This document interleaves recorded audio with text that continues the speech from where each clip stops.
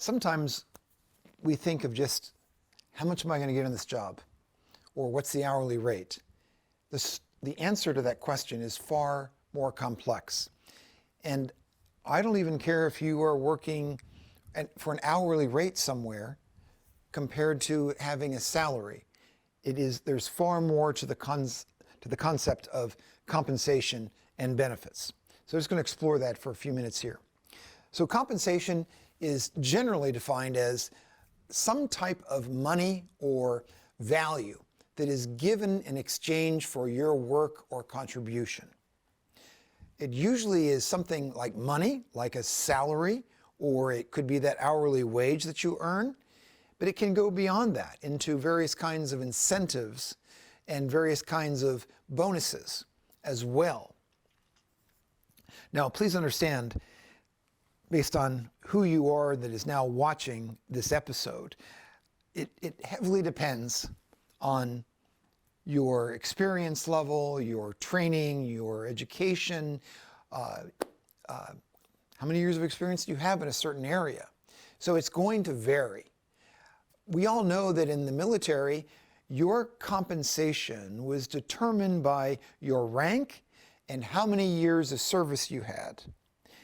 And hazardous duty pay, for example, for being an EOD tech, and airborne pay if you were in an airborne unit, and typically not for an EOD tech, but if you were on flight status and you had that additional pay coming to you.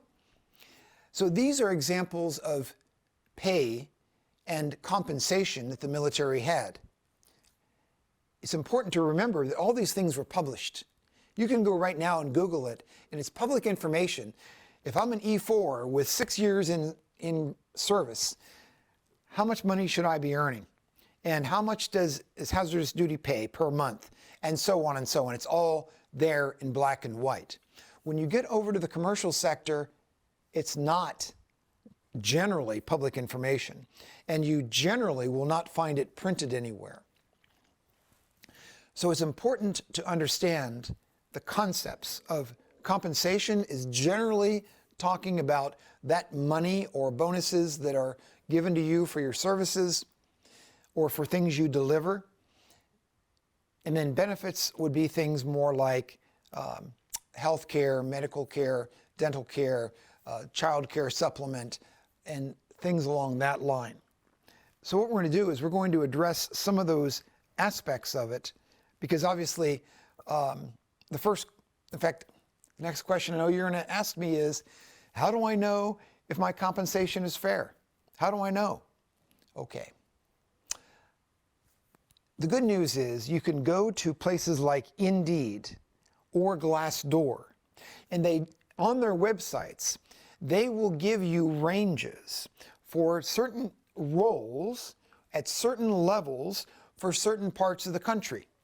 You can imagine, if you're living on the far west coast in an urban area, the compensation will be higher than if you were in rural Montana, for example, doing the same job, typically, because the cost of living in an urban area in California is more than living in Montana.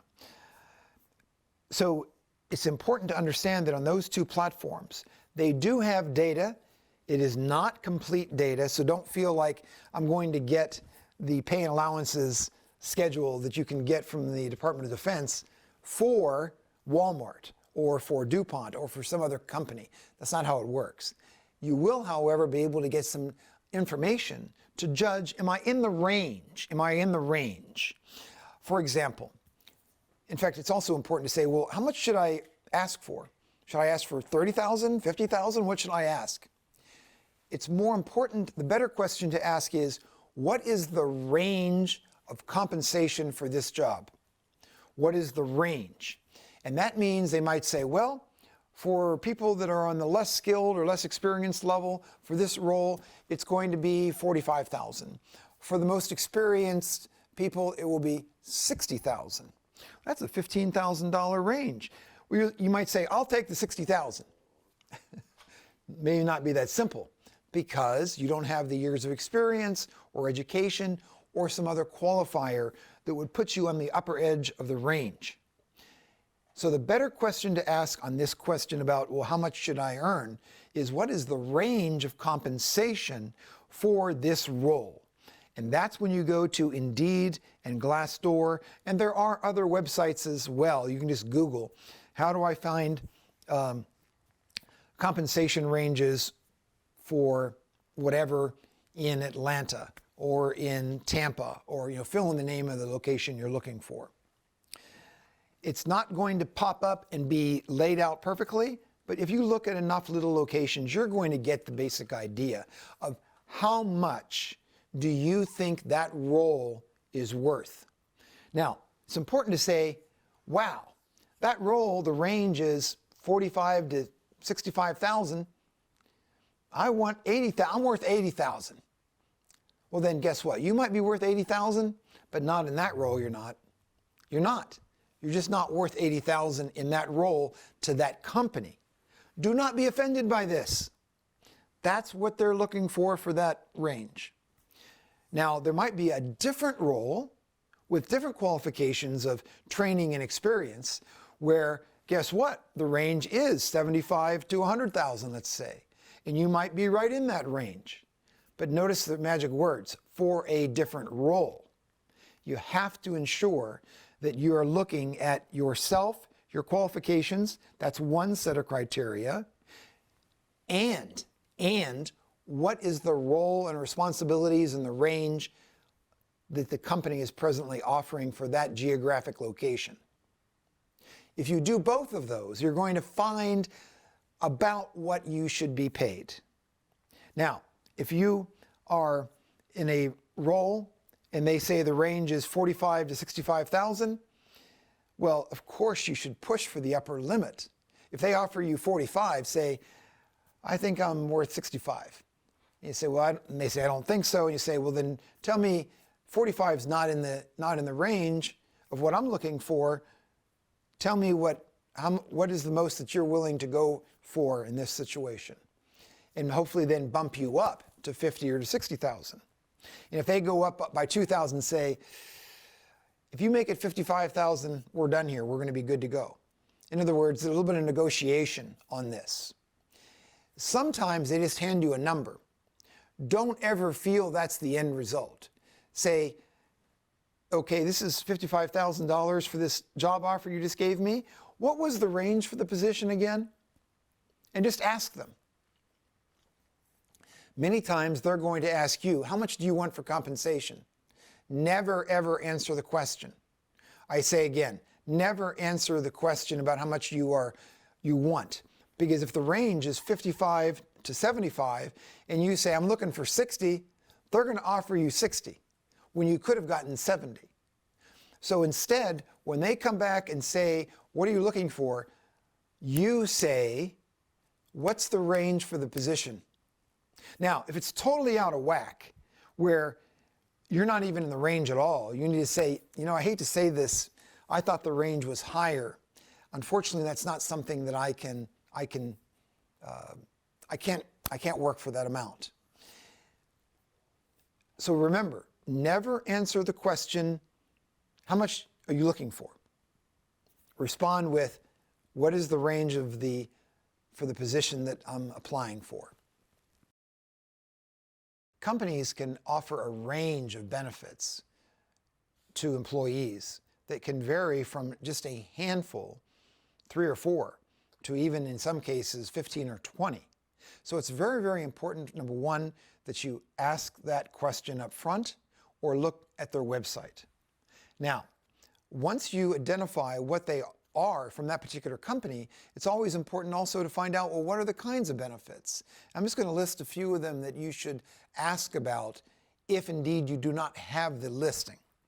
So they can be anything from, obviously, vacation time, medical coverage, dental coverage, insurance, retirement, IRA matching, college tuition, child care supplements, wellness, transportation and or parking, and also the opportunity to work remotely, and whether or not you receive any kind of a computer or other kinds of capabilities if you have a home office.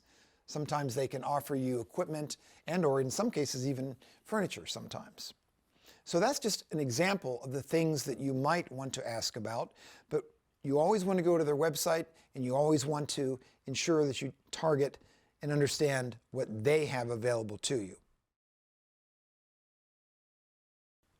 How do you ensure success in your new job?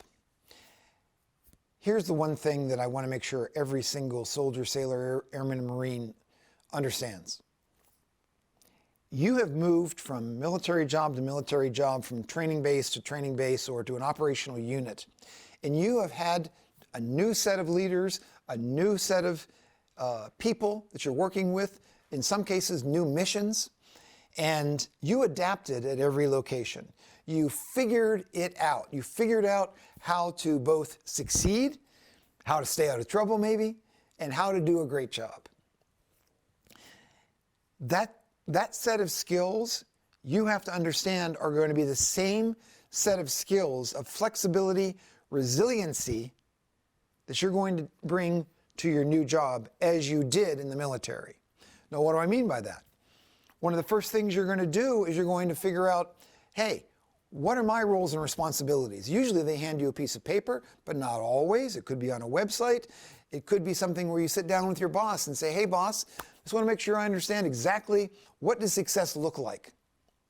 How do I know if I'm successful in 1 week, 1 month, one quarter, 1 year? What does success look like for me in my role? So you have a conversation with him or her. So you ask questions. Number two, actually, I'm going to double foot stomp that point. You ask questions. You make sure that you understand what is involved. What does success look like? The second thing, make friends.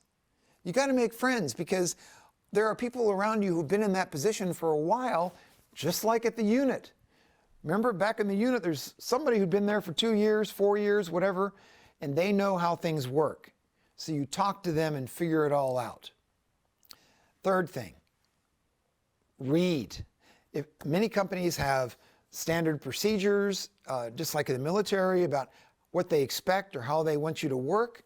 Read anything that you can to familiarize yourself with the role and responsibilities and the procedures of whatever it is you're supposed to be doing. So read, okay? Think about the other things you do when you join a new unit. You find out who's been around a while. You might read an SOP or something that defines how you're supposed to do work here. You get to know the personalities. You align yourself with certain people. You have to be friendly. You've got to be open to the new things that are happening, and you just got to work hard.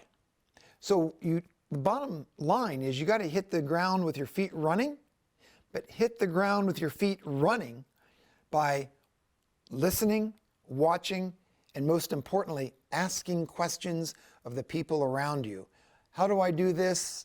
What's the procedure? Making sure that you're trying to be an asset to that team rather than someone who is, heaven forbid, not getting up to speed quick enough, or worst case is dragging the team down. So the bottom line is use the same skills that you practiced when you joined a new unit, the same concepts, to apply them to a new job, and you will be successful.